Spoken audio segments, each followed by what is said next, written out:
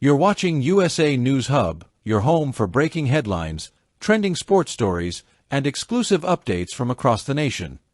She ruled the rankings. She crushed the numbers. She owned the tour for 58 straight weeks. So how on earth did Aryna Sabalenka, the WTA's undisputed #1, get told she wasn't the best player of 2025? Well, buckle up. Because this debate gets heated.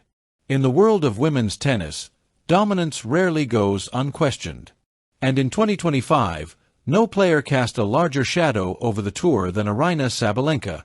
She was loud. She was powerful. She was relentless. And she was #1 all year long. But despite finishing the season with 10,870 ranking points, almost 2,500 points ahead of IGA Swiatek, despite spending 58 consecutive weeks as the world #1, despite beating the best, beating the rest, and beating the criticism, two former American ATP stars, Sam Querrey and Steve Johnson, say she still wasn't the best player of the 2025 WTA season. And their reasoning? Well, it's complicated, it's controversial, and it has now ignited a storm across tennis social media. Today, let's break down the debate. Was Aryna Sabalenka truly the best player of 2025, or does the crown belong to somebody else? Let's start with the cold, hard statistics, the ones Sabalenka fans cling to and critics avoid. The year-end ranking: Sabalenka 1, Swiatek 2. Titles: Sabalenka 4, Swiatek 3. Finals: Sabalenka 9, Swiatek 4. Win percentage: Sabalenka 84%, Swiatek 79%. Grand Slam win percentage: Sabalenka 88.5%, Swiatek 87.5%. Wins versus top 10: Sabalenka 15-5, Swiatek 9-8. Head-to-head in 2025: Sabalenka 1-0 Swiatek. And that win came in a French Open semifinal: 7-6, 4-6, 6-0. Statistically, it looks like a knockout punch. Sabalenka didn't just edge Swiatek, she beat her in nearly every measurable category.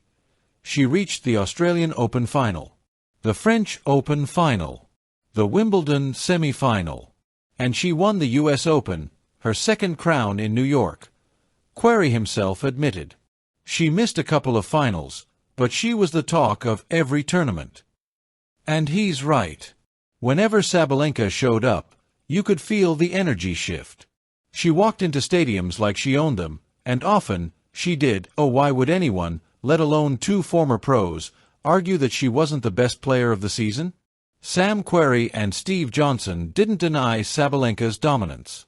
Their argument wasn't statistical, it was philosophical. In their words, being the best player is not the same as being the most dominant player. Here's the difference. Dominant: you win more matches, more titles, more points, more everything. Best: you set the standard of play. You're the one others fear at peak form. You're the benchmark, even if you don't top the rankings. Querrey and Johnson argued that IGA Swiatek's peak level was still the highest in the sport. That her Wimbledon title, her first ever, was more impressive than Sabalenka's US Open run. That Swiatek's ability to adapt her game, survive grass for the first time, and still win a slam showed something numbers don't measure. Evolution, versatility, completeness. Johnson's view was clear. Ranking points tell one story. Peak level tells the real one. In other words, Sabalenka had the better season, but Swiatek was still the better player. And that's where the firestorm truly began. If you want a quiet day, don't bring up Sabalenka versus Swiatek online. Because the second the debate aired, tennis Twitter exploded. Sabalenka fans pointed to the numbers. 84% win rate. 9 finals. World #1 all year. What more do you want? Swiatek fans clapped back. She dominated clay for years. Now she wins Wimbledon too. She's the real complete player. And neutral fans? They chimed in with a fresh angle. Consistency matters. So does peak level. You can be both the best and the most dominant. But in 2025, maybe the title split. And maybe that's true. Maybe Sabalenka was the most dominant player of the year, while Swiatek remained the most complete player overall. But the question remains. Why did Querrey and Johnson feel comfortable challenging a player who had one of the strongest statistical seasons of the decade? In sports, perception can be just as powerful as performance. Swiatek has built an aura, one that says, if she's at her absolute best, nobody beats her. That aura is very real. But in 2025, Sabalenka did something incredible. She shattered that aura. She beat Swiatek in their most important match of the season, the French Open semifinal. She beat top 10 players at a higher rate than anyone else. She was consistent across surfaces. And she held the #1 spot with a grip so tight it looked unbreakable. But Querrey and Johnson believe that aura still matters. That, who's the best, is not the same question as who won the most. It's like comparing prime Serena to the tour around her. Even in years she didn't finish #1, everyone still knew she was the real force in the sport. Querrey argued that in 2025, the Serena effect shifted to Swiatek, not Sabalenka, and he may not be wrong. Let's examine the final verdict from both sides. The case for Sabalenka. #1 all year. Better stats across the board. More titles, more finals, more top 10 wins. Better slam record.